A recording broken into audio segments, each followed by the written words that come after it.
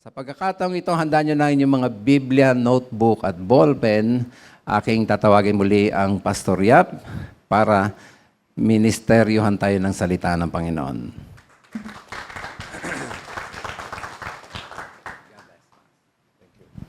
Thank you po, Pastor. And it's a joy for me to be here again. And magkasama at mag-fellowship kami nila, Pastor at ni Gigi. At kayo din po. Nasa Matthew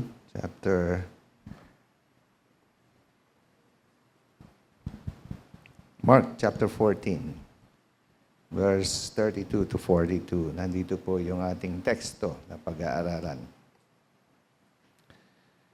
Dito natin makikita na si Jesus ay nag-pray sa Gethsemane, kung saan nakaranas siya ng talagang matinding emotion, stress, distress. Nanalangin siya sa Panginoon na kanyang Ama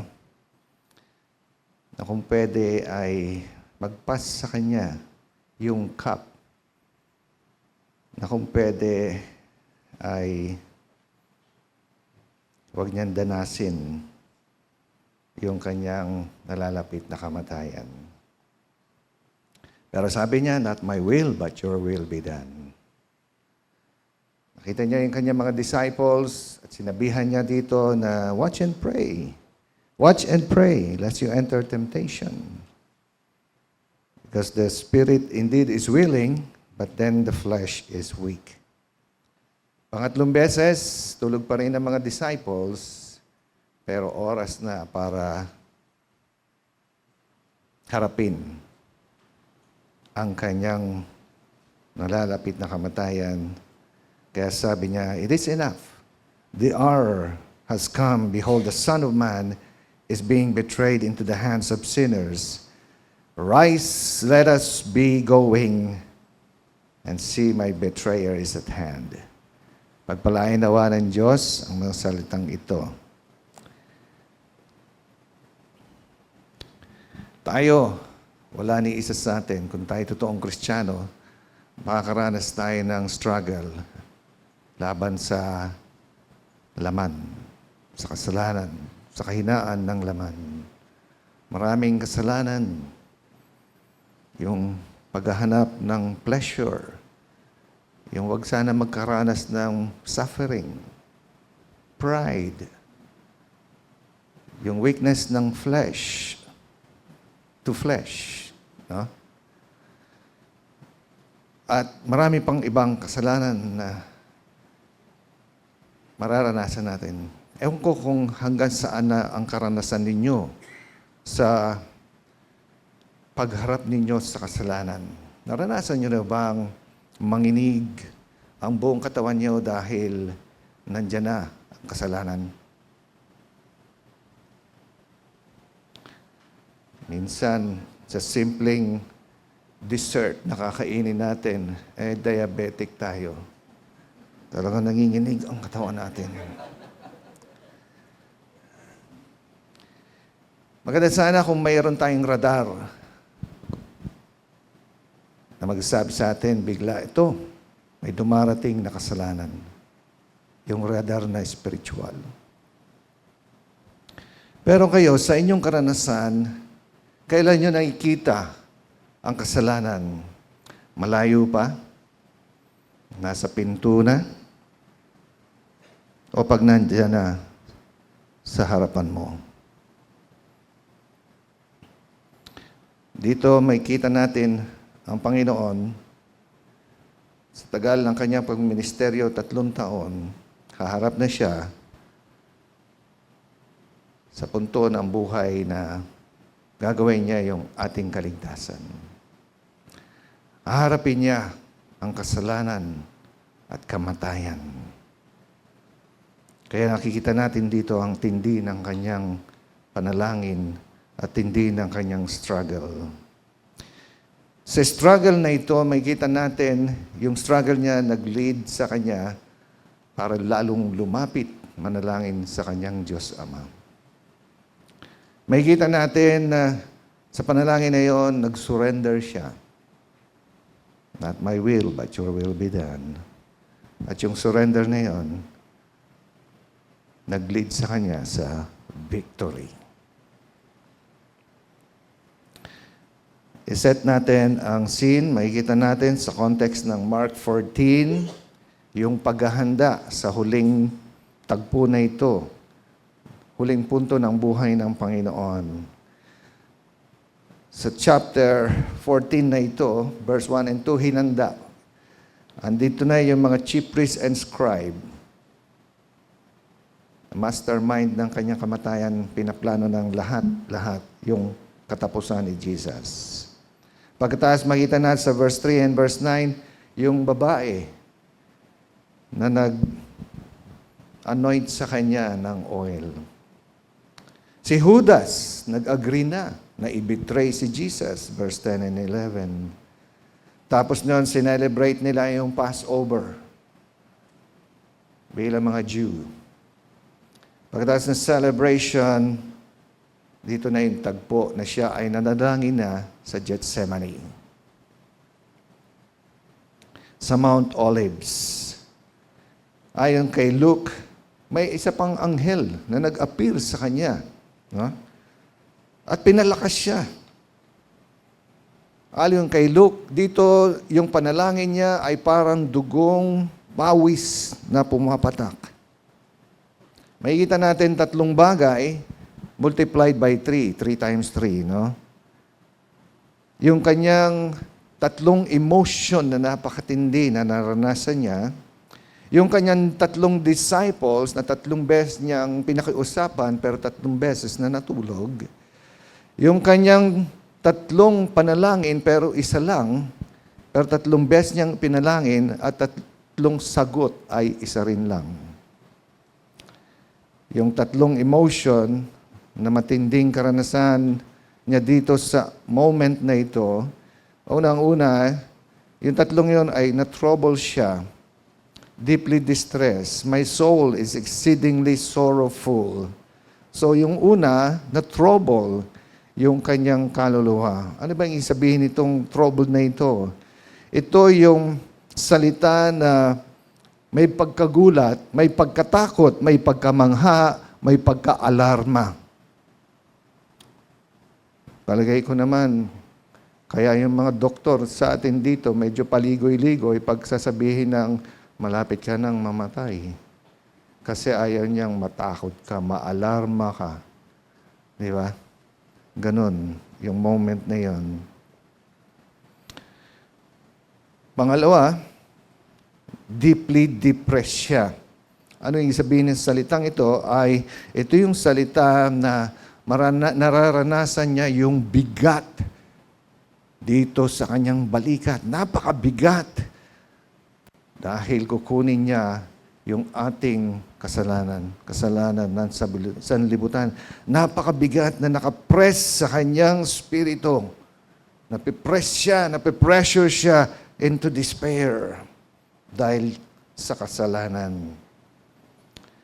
Yung pangatlo ay exceedingly sorrowful. Sabi niya, nararanasan niya, exceedingly sorrowful. Napakatinding kalungkutan.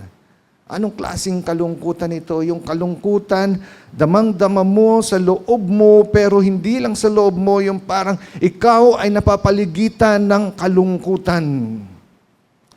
Naranasan ito ni Herod. Nung sinabi niyang, sige, ibibigay ko sa iyo. Nung sumayaw yung batang babae, Salome, sabi nila, ibibigay ko sa iyo kalahati ng aking kaharian. At nung hiniling na yung ulo ni John the Baptist, naramdaman niya yung matinding kalungkutan. No? Hindi niya pwedeng bawiin yung sinabi niya at nakatingin sa kanya yung mga tao,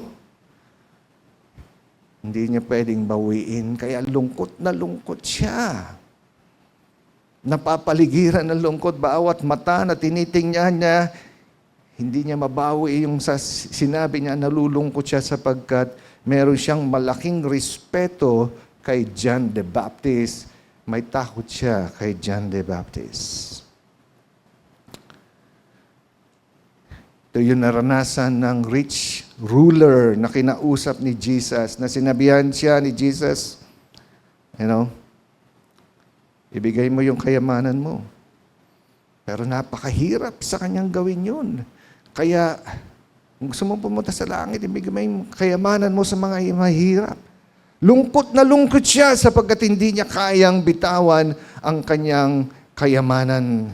Siya ay napapaligiran ng kanyang buhay, ng kanyang affluency, yung kayamanan na tinatamasa niya. Kaya lungkot na lungkot siya. Si Jesus, nararanasan lahat ng ito, matinding karanasan ng kalungkutan, pagkamangha, pagkatakot, yung pressure dahil sa hinaharap niya ang kamatayan, ang kasalanan na kukunin niya na hindi niya deserve. Dahil sa kanyang kabanalan bilang Diyos, dahil sa kanyang kabanalan bilang isang tao, ito yung kanyang karanasan. Merong dahilan, sabi ko nga, merong tao on the side ng kanyang pagkatao. Nararanasan niya itong kalungkutan na ito. Pero alam natin na sa takbo ng buhay niya, alam niya itong kanyang kahantungan. Alam niya kung saan siya pupunta. Alam niya na ang buhay niya dito magtatapos. Ilang beses, 4 na beses na nakarecord sa Bible na sinasabi niya, ito ang pupuntahan niya. Nire-reveal niya ito sa kanyang mga disciples like sa Mark 8:31. Mark 8:31, sinabi niya, the Son of Man must suffer many things and be rejected by the elders and the chief priests and the scribe and be killed, and after 3 days rise again. Again, Mark chapter 9, verse 13-31, siya ay bibetray, papatayin, but then he will rise again. Again, in Mark chapter 10, Mark 8, 9, 10, again, nirepeat niya yung kanyang kamatayan. Na siya ay magsasuffer, marireject, ibibetray, iko-condemn, imamak, scourged, spit upon, and be killed. By who? By the people, masterminded by the religious leaders of his time. Alam niya ang mangyayari. Kaya ito yung nakakanginig, stress, depressed, at lahat ng emosyon na ito ay magkasama-sama at magkasabay-sabay niyang nararanasan. Alam niya from the prophet Isaiah 53 verse 5 that he will be pierced and he will be crushed for our transgressions. Alam niya. Spiritual reason, alam niya na siya ay the Lamb of God that will take away the sin of the world. That He is the sacrificial Lamb of God. No? That He is the propitiation for our sins. Siya yung sacrifice para sa ating kasalanan. Alam niya that He will bear on His shoulders our sins. No? 2 Corinthians 5:21 and 1 Peter chapter 2:24. He will bear our sins in His body. Sa kanyang katawan, ibibigay lahat ang kasalanan natin, kaparusahan, kamatayan na dapat sa atin. Siya ay magiging sumpa. Susumpain siya ng Diyos. At lahat ng sumpa ay kukunin niya. Lahat ng parusa ng sumpa na yan. Galatians 3:13. Redeem us from the curse of the law by becoming a curse for us. All because He knows He will drink the cup which my Father, sabi niya, has given me. John 18 verse 11. Kailangan niyang inumin the cup na ito na binigay ng kanyang Ama sa kanya. Anong cup yan? Yung cup na yan ay dinidescribe sa Revelation ni John, sa Revelations 14, o Isaiah 51 verse 17, It is the cup of the fury of God. Ang puot at galit ng Panginoon. No? Revelations 14:10, the cup of His indignation. At yung fierceness of His wrath. Wow, grabe na po. Ito lahat ay kukunin niya. Danasin niya. Kaya naman talagang sino ba ang hindi manginginig sa takot na kunin ang puot ng Diyos, the fiery indignation and the fierceness of His wrath, the wrath of God. Kung makikita nyo ang Israel, hindi pinatawad ng Diyos sa kanilang matinding kasalanan, sa kanilang patuloy na kasalanan, mababasa natin sa Ezekiel, sa Isaiah. Grabe po. Sa mula sa Jerusalem, dinala sila sa Babylon. The fury of God. No one escapes, even His own people. Dito, even His own Son, hindi nakaligtas. Pero itong lahat ng ito ay para sa iyo, para sa iyo, para sa akin. Napakatindi. Pinapakita sa atin ang pagka-Diyos ni Kristo. Pinapakita rin sa atin ang Kanyang pagkatao. Yung Kanyang pagkatao dito ay nung sa stage na hindi pa nagkakasala. Katulad ng si Adan ay hindi pa nagkakasala. And so, makikita natin, sa gitna ng intense na karanasan na ito, pumunta siya sa garden para manalangin. Manalangin siya. Unang-una, may request siya sa kanyang mga close friends. Tinuturing na yung pinakamalapit sa kanya. Sino itong tatlong ito? Sino po to? James, John, at si, ano ba, tatlo lang, close sa kanya, hindi nyo kilala? Si Peter. Yung kanyang inner circle. Nag-request siya. Sa moment na ito, no? Nag-request siya, sabahan nyo ako, manalangin kayo.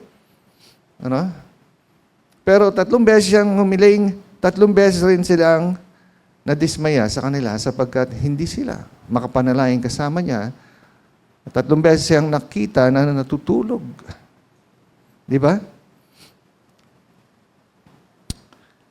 Sa atin, gusto natin, siyempre, pagka meron tayong karanasan na ganitong intense, gusto natin meron tayong kasama. Napaka-natural. Being a man, being a human, na gusto mong may kasama ka, di ba? Sa ganitong mga moments. Kaya nga tayo, merong ginagawang tradisyon. Pag may namatay, makiramay tayo. No? So dito, nakita natin yan. Pero, nadismaya si Jesus at sinabi niya sa kanila, yung pinakakatotohanan na the spirit is willing, but the flesh is weak. Yung sikreto na ito, i-discuss natin mamaya. Yung kanyang pagka-Diyos, nanalangin, being God, being the Son of God, pero nanalangin siya sa Diyos Ama. Tingnan natin yung kanyang panalangin. Sabi niya, he prayed that if it were possible, the hour might pass from Him. Abba, Father, all things are possible for you. Take this cup away from me. Nevertheless, not I will, but what you will. Alam ni Jesus, ang sagot. 3 beses siya nanalangin, pero alam niya ang sagot. Kailangan God's will, hindi yung kanya. Alam natin, kaya siya nananalangin na ito, bilang Diyos, kailanman hindi niya kayang i-take ang kasalanan. ang kamatayan na mahihiwalay sa kanyang Diyos Ama na kasama niya eternally. No?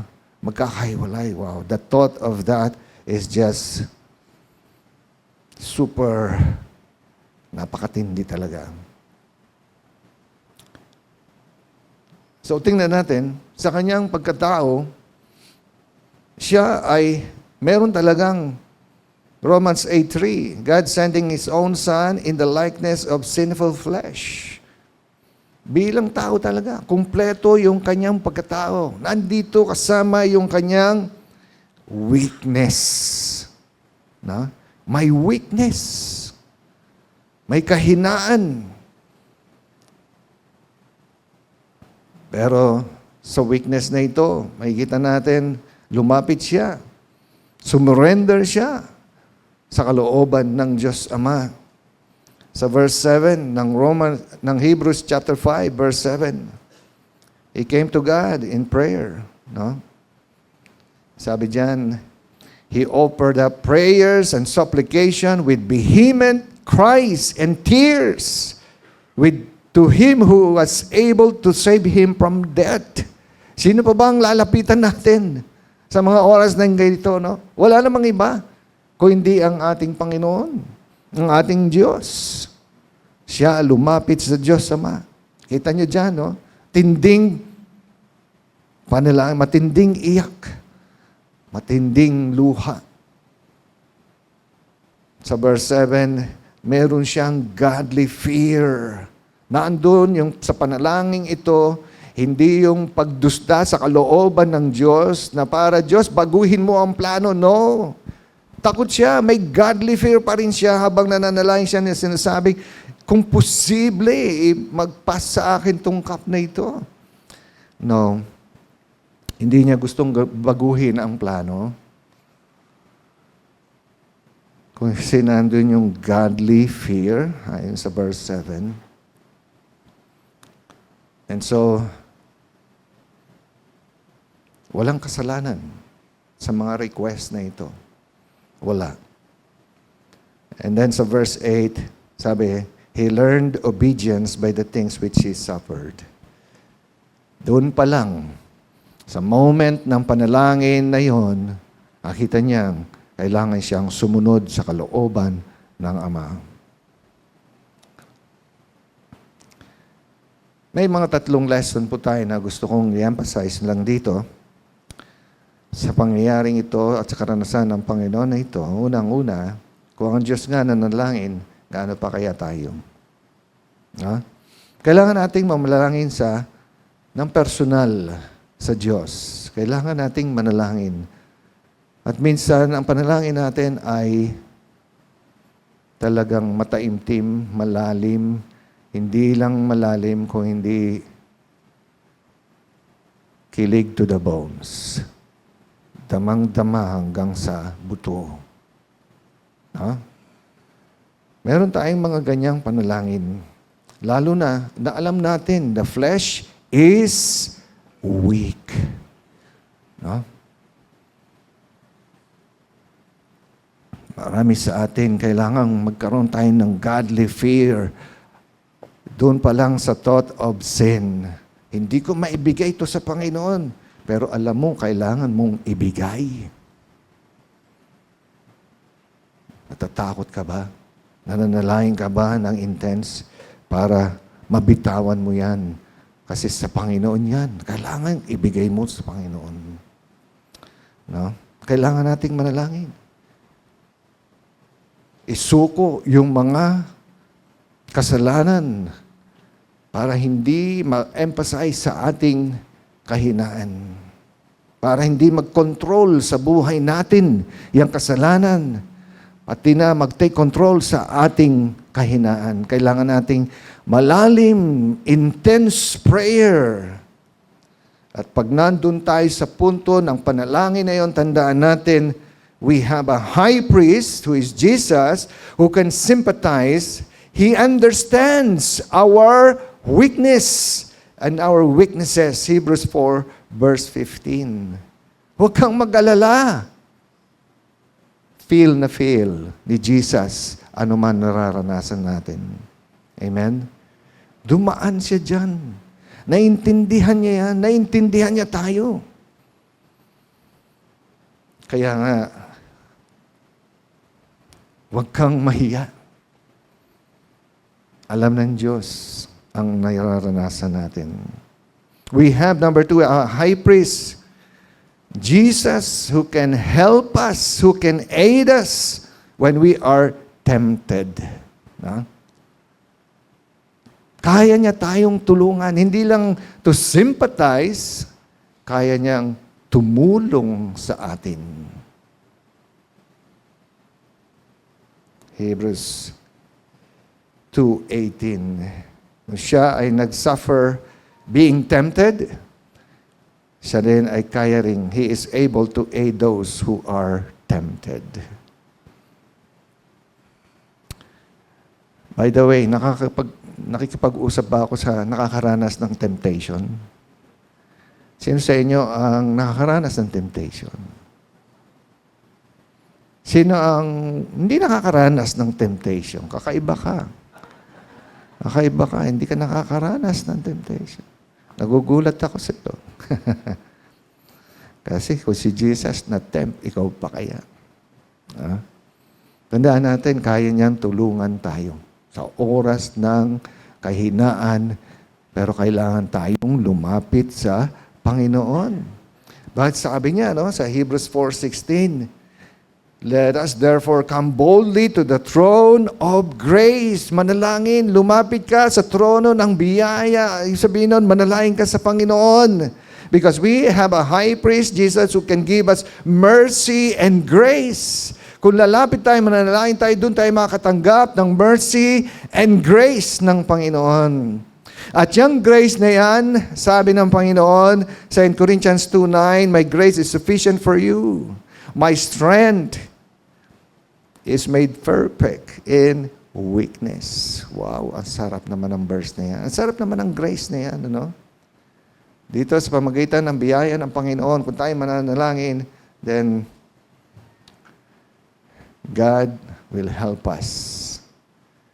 Hindi tayo magtataka kung bakit we will be victorious. Pangalawa, meron tayong panalangin sa bawat isa. Si Jesus humingi ng request ng panalangin doon sa mga tao, kanyang mga kaibigan, kanyang inner circle. Although,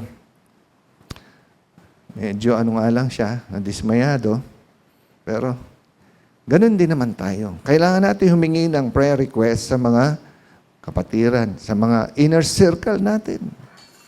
No? Kailangan natin yung panalangin nila para sa atin. No? Si Paul, yung author ng Hebrew, ganun din. Pray for us, sabi niya. Hebrews 13:18. Si Paul, Romans 15, verse 30. Strive together with me in prayers to God for me. Panalangin, siya. Strive with me.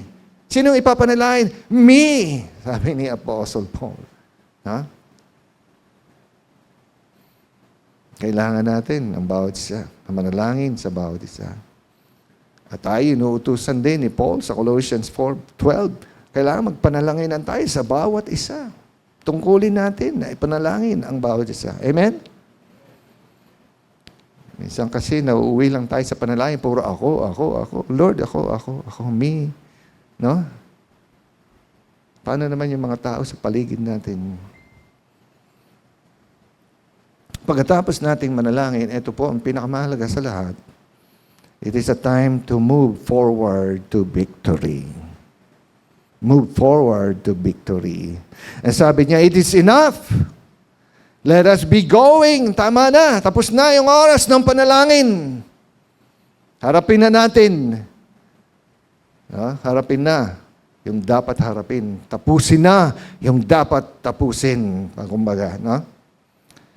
Malakas na siya. The grace of God. Nasa kanya na. Kasi sinabi niya yung surrender na siya. No? Not my will, but your will. Ando na. Kaya yung panalangin na yun, binuhos na ang biyaya ng Panginoong Diyos sa kanya para matapos niya yung kanyang dapat tapusin. So ang prayer ay hindi katapusan ng lahat. No? Ang prayer ay umpisa pa lang para tayo ay maging matagumpay sa buhay Kristiyano. Hinarap ni Jesus si Judas.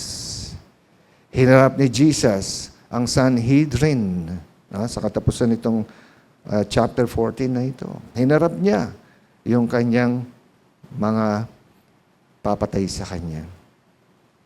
And so,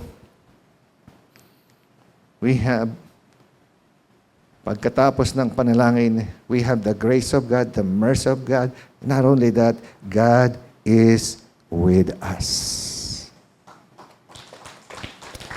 Sabi ni David sa Psalm 23 verse 4, though I walk through the valley of the shadow of death, I will fear no evil, for you are with me.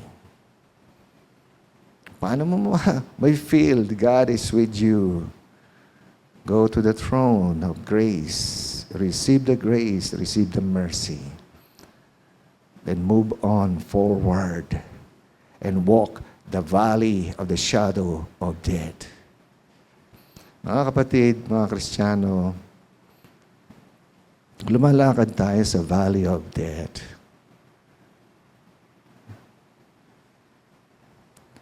Nakakatakot. Pero kasama natin ang Panginoon. Hindi tapos na ang struggle sa panalangin. We have to move forward. Naalala ko, yung si Moses, hinabol sila hanggang doon sa tubig. Pagdating doon, nagnawaan na ang buong Israel. Dinala mo kami dito para dito kami patayin. Naapektuhan si Moses. Sabi ni Moses, although, matindi yung sagot niya. Sabi niya sa mga tao, huwag kayong matakot, do not fear. Stand by me and see the salvation of the Lord.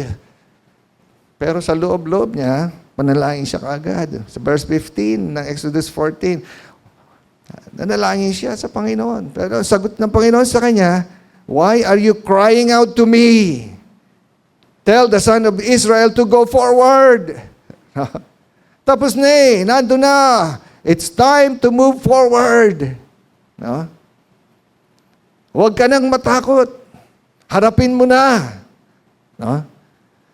Move forward. So, ano ginawa? He reached out and lifted up the staff and reached out with your hand over the sea and divide it. Nahati, nung umaksyon na siya, nung nag-move forward siya. Mga Kristiyano, we have to move forward. Alam na natin, nanalangin na tayo, that God, grace is with us and He is with us. Move forward and face the struggle, face even the suffering. So, si Jesus, ano na-accomplish niya doon sa cross? Romans 8, verse 6 to 10, He died for the ungodly. There at the cross, He demonstrated His own love toward us in that while we were still sinners, He died for us. Right? Hinarap niya yung kamatayan. Successfully, victoriously, muli siyang nabuhay. And then sabi ng resulta na yan, He justified by His blood. Tayo. Sa pamagitan ng kanyang dugong dinanak doon, tayo ay nalinis, justified sa ating mga kasalanan. Ano pa? He saved us from wrath. Kinuha niya yung the wrath of God, the fiery wrath of God. Kinuha niya sa sarili niya para tayo ay maligtas na sa puot ng Diyos. Kahit na tayo mga makakaaway pa niya, He reconciled us to God. Sa pamagitan ng kamatayan.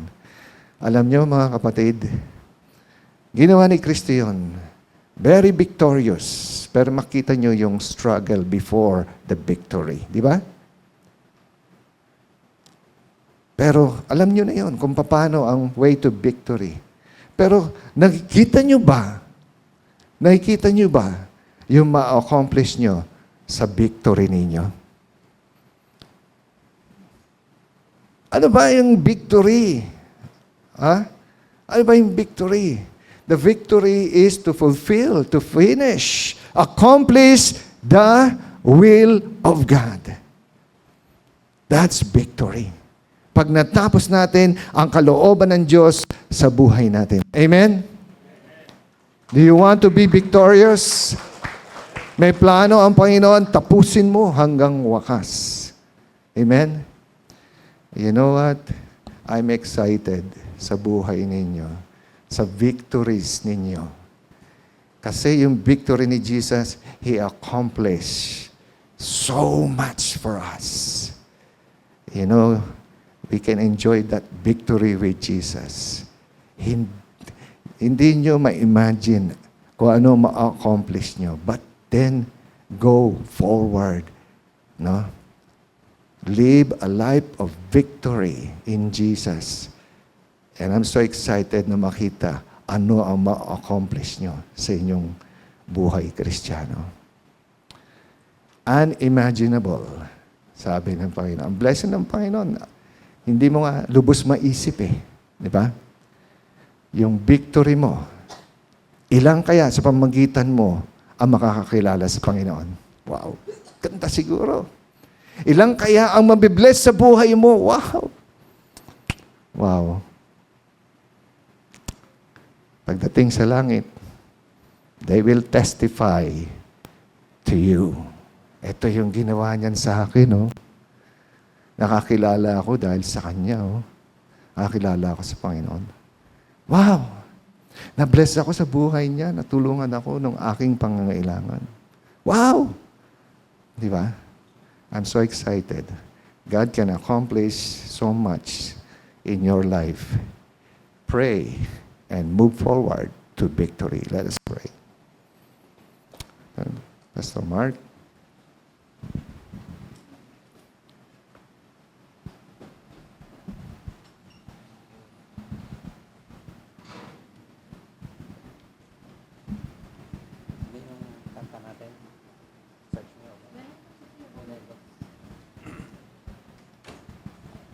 Tumayo po tayong lahat. Awitin natin, When I Look into Your Holiness. Napakagandang mensahe. At marahil kanya itong mensahe ng Panginoon dahil meron siyang gustong ayusin sa ating buhay. Ngayon pa naman yung oras na aalaala tayo sa kamatayan, pagkalibing at pagkabuhay ng Panginoon sa pamamagitan ng Lord's Table. Di ba napakaganda bago tayo mag-partake ay naibigay muna natin yung ating buhay sa Kanya. Awitin po natin, Sir, When I Look into Your Holiness.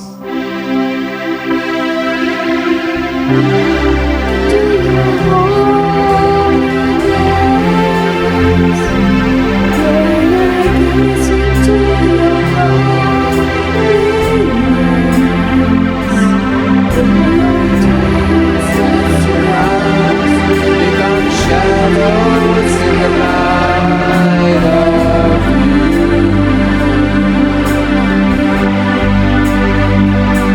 when I found the joy of reaching your heart, when my will concentrates.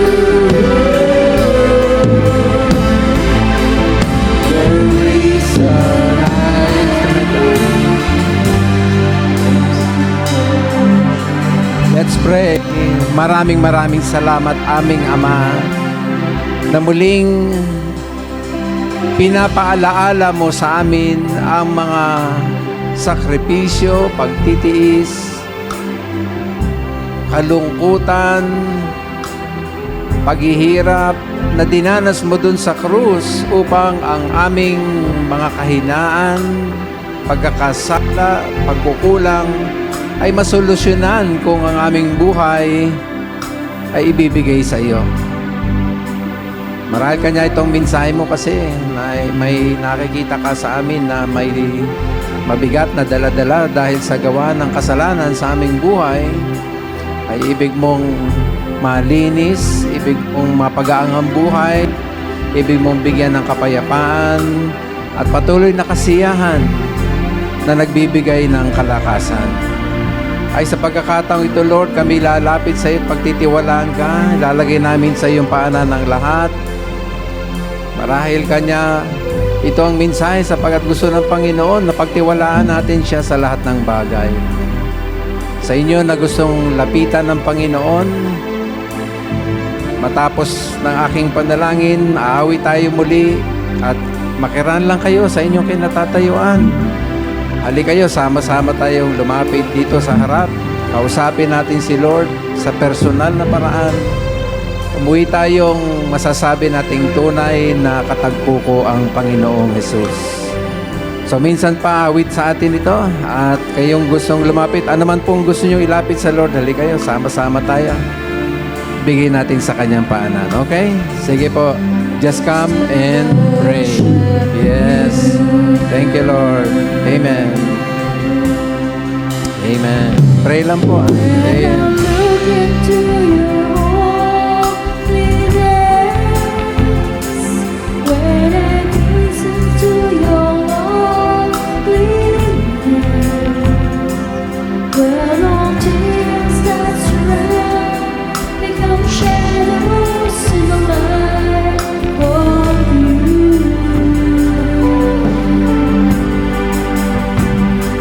When I have the joy of reaching your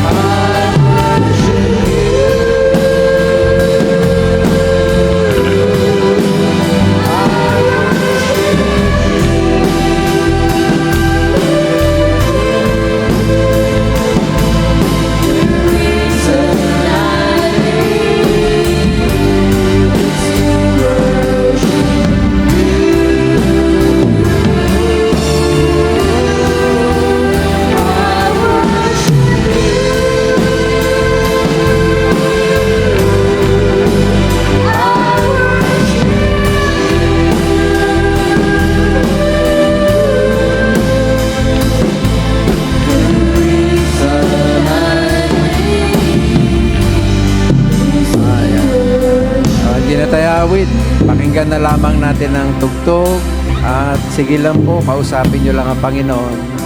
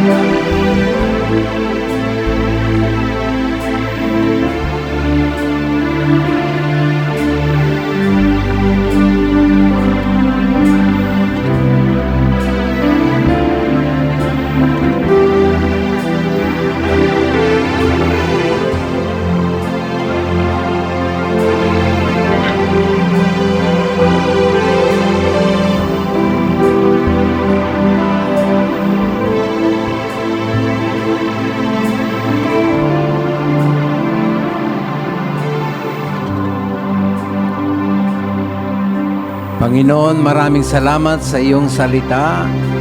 Maraming salamat sa bukas na pagkakataon upang makalapit kami sa iyo. Maraming salamat sa iyong ginawa para sa amin.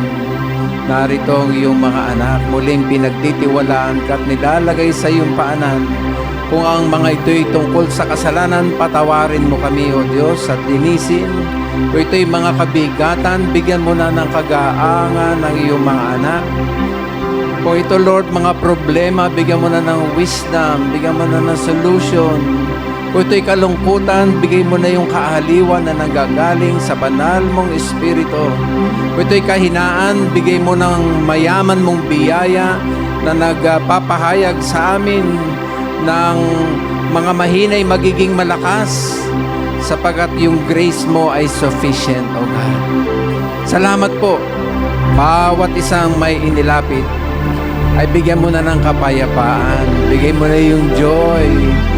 Salamat sa iyong presensya. Salamat na ginagamit mo ang pastor para maipahayag sa amin ang iyong banal na salita. Dadako kami sa Lord's table. Muli kaming aalaala sa kamatayan, pagkalibing at pagkabuhay ng Panginoong Hesus. Patuloy mo lamang kaming samahan dito. Luluwalhatiin ka namin. Sasamba kaming patuloy sa iyo. Diyos, maluwalhati ka. In Jesus' name, Amen.